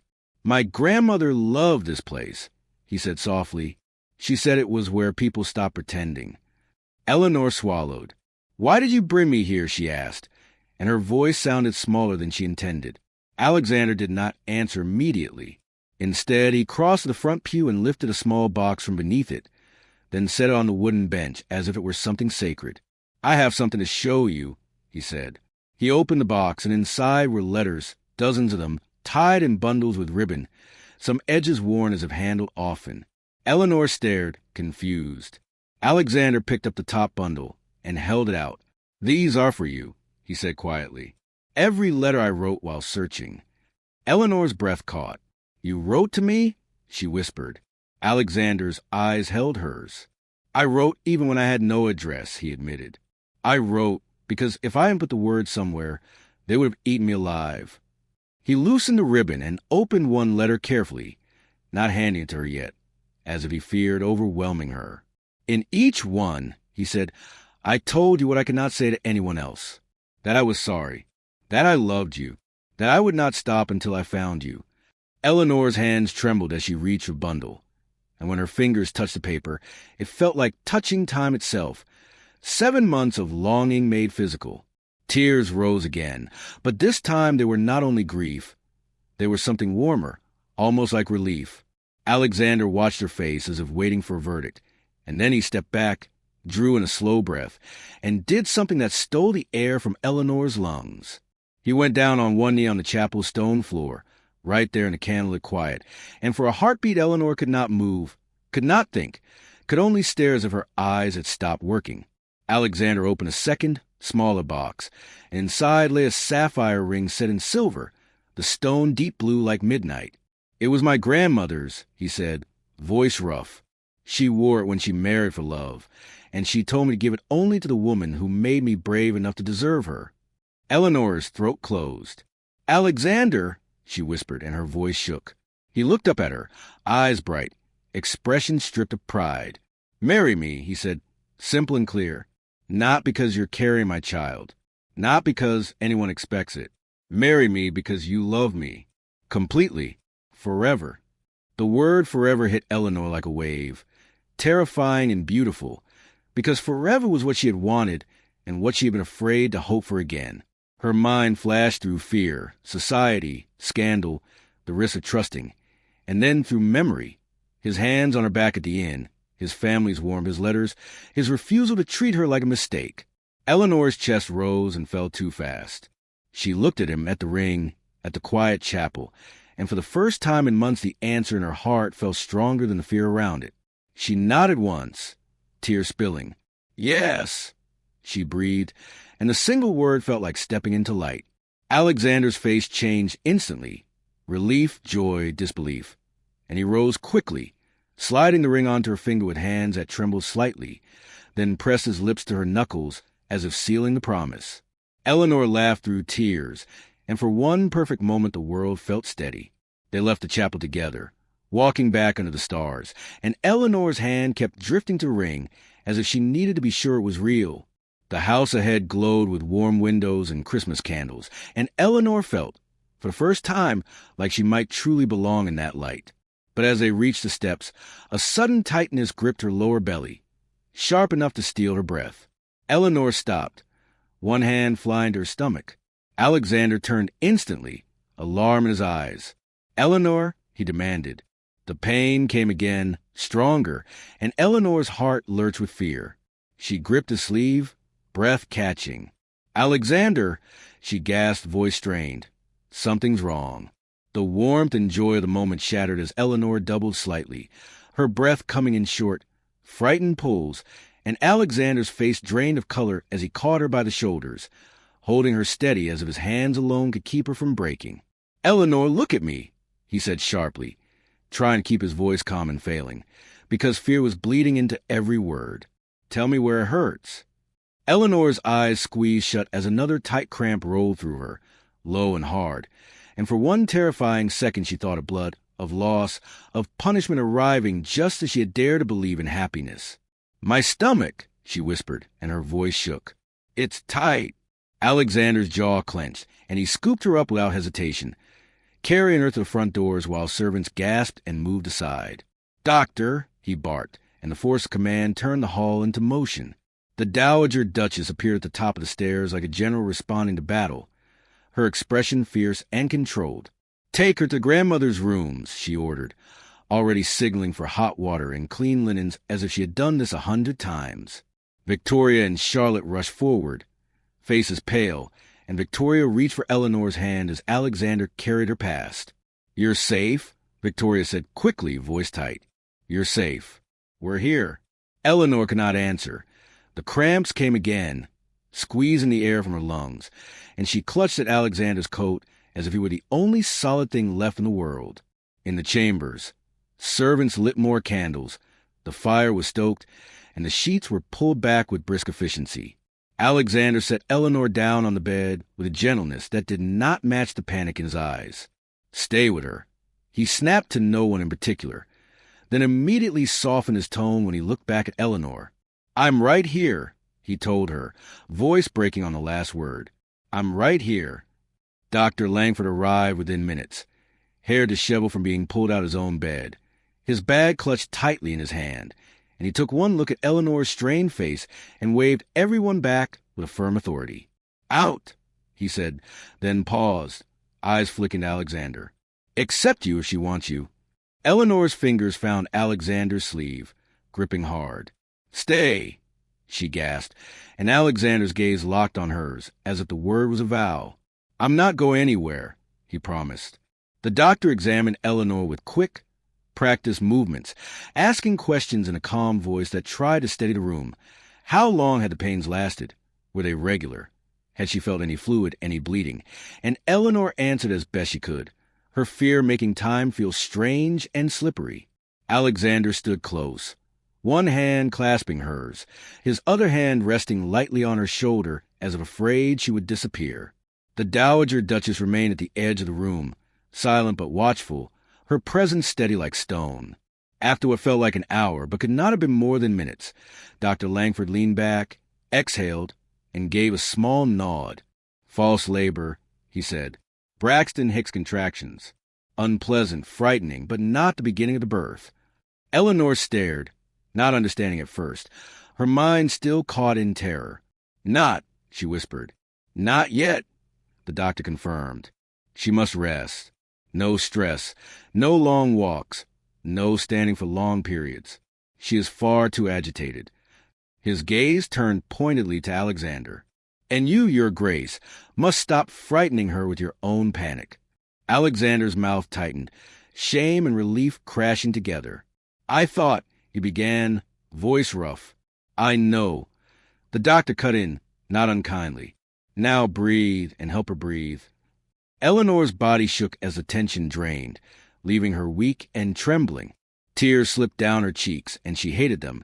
But Alexander leaned down, brushing them away with his thumb in a motion so tender it hurt. "I'm sorry," he whispered fiercely. And she did not know if he meant sorry for tonight, sorry for months, or sorry for every moment she had been afraid, but the apology wrapped around her anyway. The Dowager Duchess moved closer, her voice calm and commanding. "She will remain in bed," she said. "We will bring Christmas to her room, if we must." Victoria nodded quickly. "We can decorate in here," she offered, trying to smile through her worry. Charlotte swallowed, eyes shining. "I'll bring the tree," she declared, then added, "a smaller one, obviously." Eleanor managed a weak, breathless laugh, and the sound seemed to break the last of tension, allowing everyone to move again. Christmas morning arrived not in the grand dining room, but in Eleanor's chambers, where a small tree had been placed near the fire and hung with simple ornaments, and where trays of breakfast appeared beside the bed like offerings. The Dowager Duchess sat in a chair as a standing guard. Victoria read aloud from a book of carols, and Charlotte insisted on opening gifts with dramatic flair so Eleanor could smile. Alexander barely left Eleanor's side, bringing her tea, adjusting pillows, resting his hand on her belly when the baby moved, as if he needed constant proof that both mother and child were still safe. In quieter moments, when the others stepped out, Alexander sat close and spoke in a low voice that held both tenderness and iron. "I meant what I said," he told her. "I want you as my wife." Eleanor's throat tightened, because the word wife still felt unreal. "Not today," Dr. Langford warned, when he heard the topic mentioned. No excitement.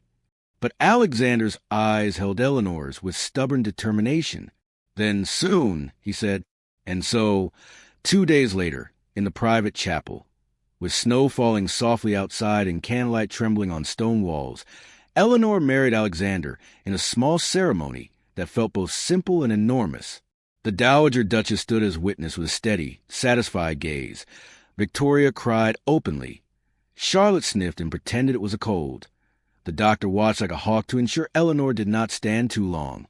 Alexander spoke his vows as if each word was carved into him.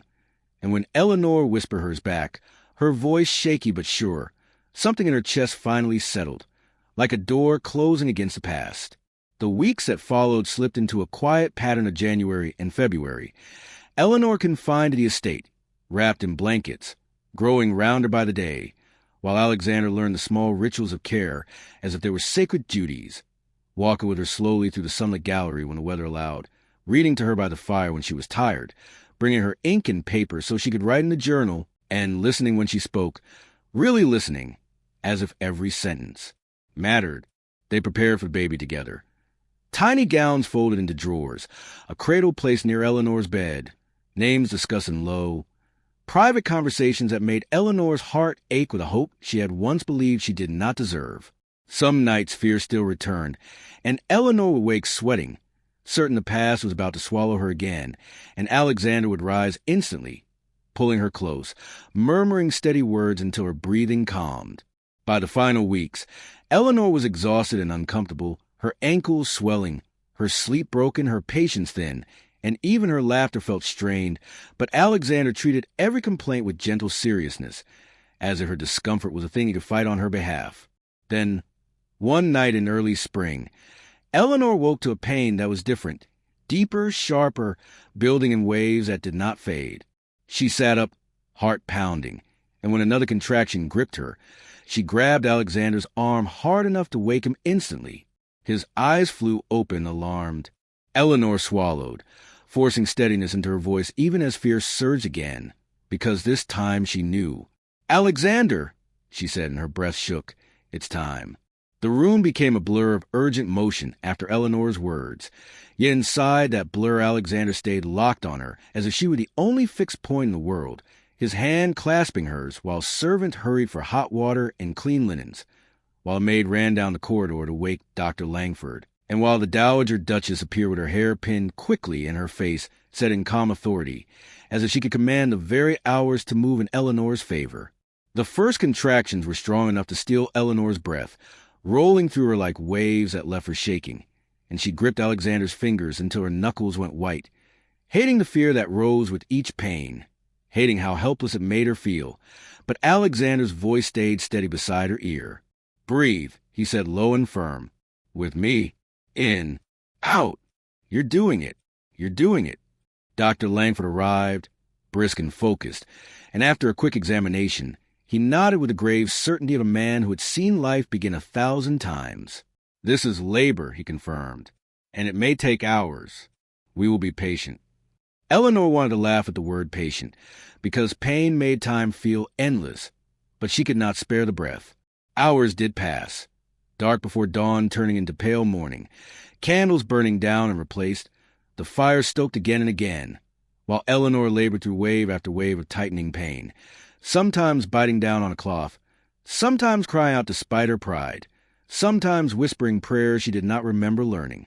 Between contractions she sagged against pillows, exhausted, sweat dampening her hair, and in those brief gaps Alexander wiped her forehead with a cool cloth, pressed water to her lips, murmured praise like vows.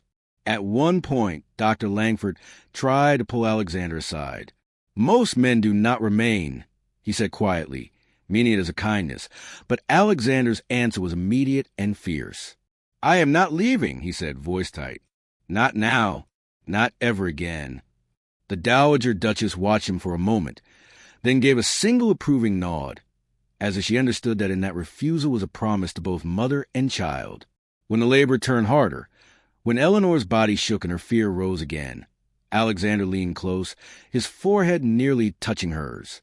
"Look at me," he told her, and Eleanor forced her eyes open to find his, gray and bright with emotion. "You are not alone," he said, every word deliberate. "You will not do this alone. I am here. I am staying." Eleanor sobbed, not only from pain, but from the deep, aching relief of finally being believed worthy of staying. Near midday, after a long stretch that felt like it might break her, Dr. Langford's voice shifted into urgent direction. "Now," he said. "Now, Eleanor, push when I tell you. Again, again." Eleanor's world narrowed to the doctor's commands, Alexander's grip, and the fierce, burning effort of her own body. She pushed until her throat went raw and her muscles shook, until she thought she had nothing left. And when she cried that she could not, Alexander's voice came like steel wrapped in tenderness. "Yes, you can," he insisted. "You are the strongest woman I have ever known. One more. For her. For us." The word flashed through Eleanor's mind like light. Another push, another breathless moment, and then the room changed, Dr. Langford's expression sharpening, a sudden rush of movement, and finally a sound that tore through Eleanor's fear and replaced it with stunned wonder, a small, fierce cry, high and perfect, the sound of life insisting on being heard. Eleanor collapsed back, sobbing, and for a heartbeat she could only stare as the doctor lifted a tiny, red-faced baby into the candlelight. "A girl," Dr. Langford announced, satisfaction in his tone. "Healthy and strong." Alexander made a sound Eleanor had never heard from him, a broken exhale that might have been a laugh or a sob, and his grip on Eleanor's hand tightened, as if he needed her to keep him upright.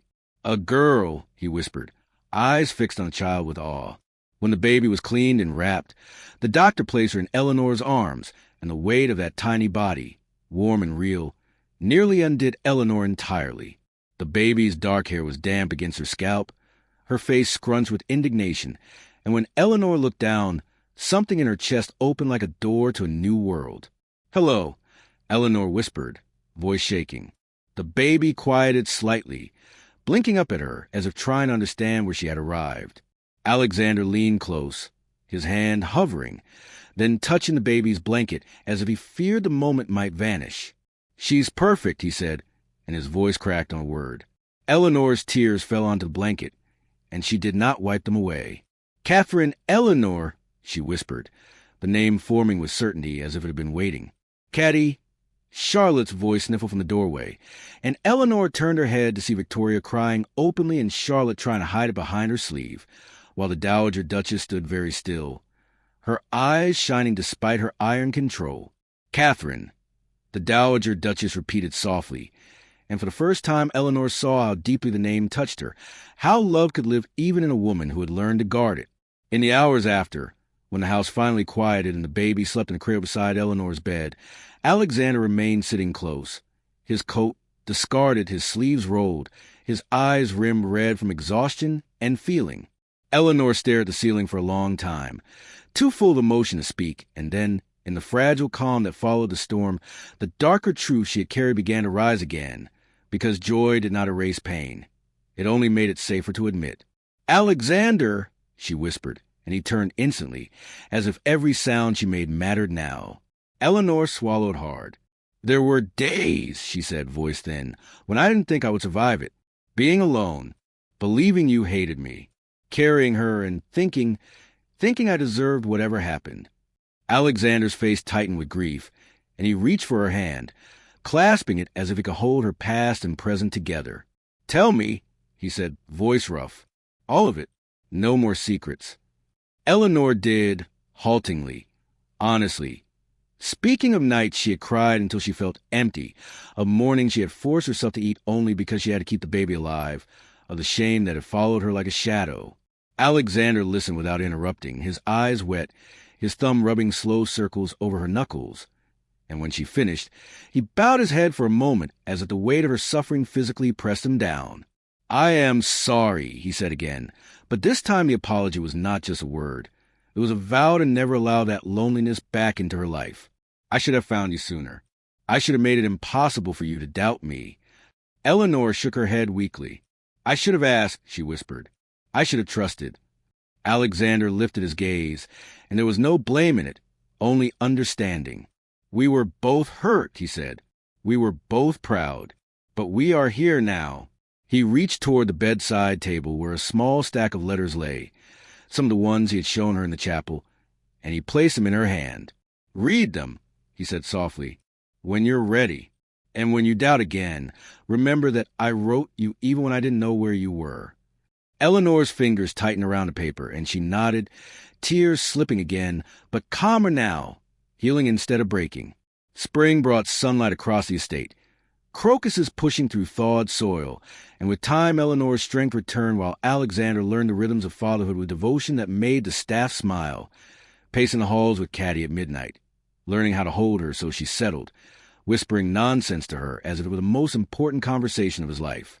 When the baby was strong enough to travel, they returned to London together, not hiding, not apologizing, arriving as husband and wife with their daughter, and the Dowager Duchess beside them like a shield no rumor could pierce. Society murmured, of course, but Winterbourne's name carried power, and more than that, his gaze never left Eleanor's side in public, as if daring anyone to question her worth. At the next Pemberton ball, the same chandeliers glittered above the same polished floor, but Eleanor's life was no longer fragile under those lights. Alexander took her hand before a room full of watchers and led her into a waltz with calm, deliberate possession, and Eleanor lifted her chin, her ring catching candlelight, her heart steady.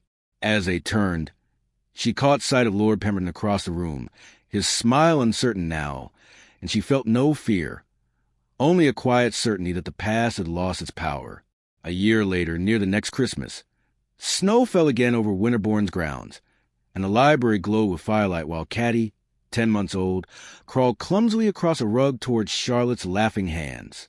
Eleanor sat in Alexander's favorite chair with a soft blanket over her lap, one hand resting on a new, small swell beneath her gown, and Alexander stood behind her, his arms around her shoulders, kissing her hair as if it was still the first time he had found her. The house was full of warmth and voices, of evergreen and music, of a family that had chosen love over fear, and Eleanor looked around at the life she once thought she had lost forever. Alexander leaned down, his mouth near her ear, and his voice was quiet, steady, sure. "This is just the beginning," he said, and Eleanor believed him.